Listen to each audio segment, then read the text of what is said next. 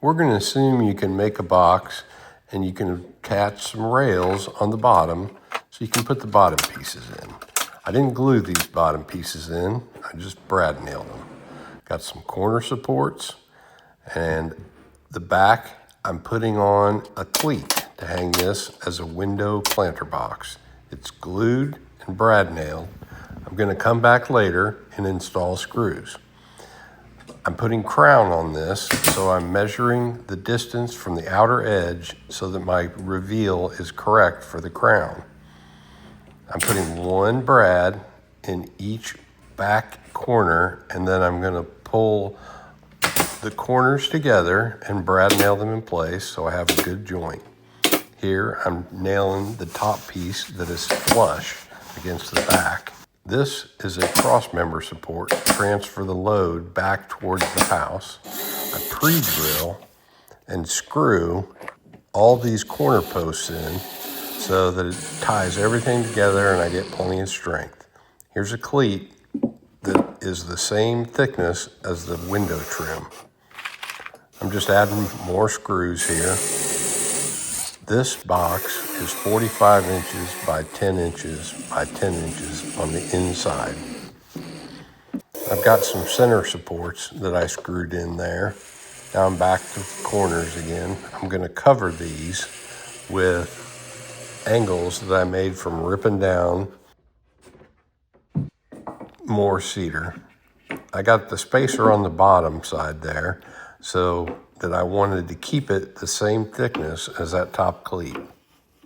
I cut these mitered corners on my miter saw. I flipped it upside down and cut them at a 45-degree angle.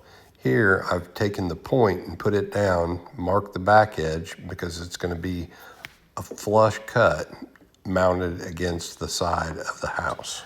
I did the same thing on the other side. Here I'm just brad nailing it and gluing it in place.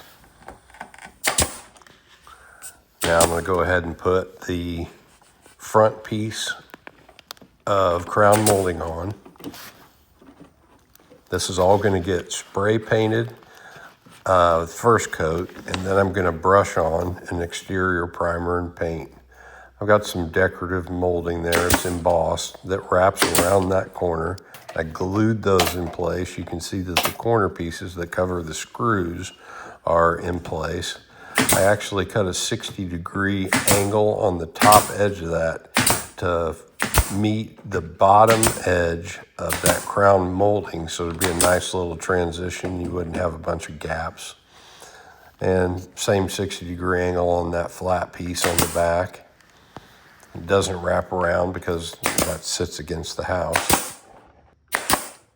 I put the bottom trim in, that embossed trim that I ran across the front on both ends. Here you can have a look at this. I think it's turned out pretty good. So I use this spray paint primarily to do the details. I'm going to use an exterior primer. I'm no Picasso. You may not get a bunch of good painting techniques from this, but at least you'll get to see what the project looks like finished. This is the paint.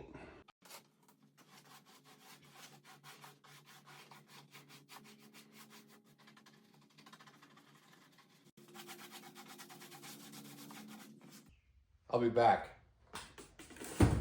when it's done.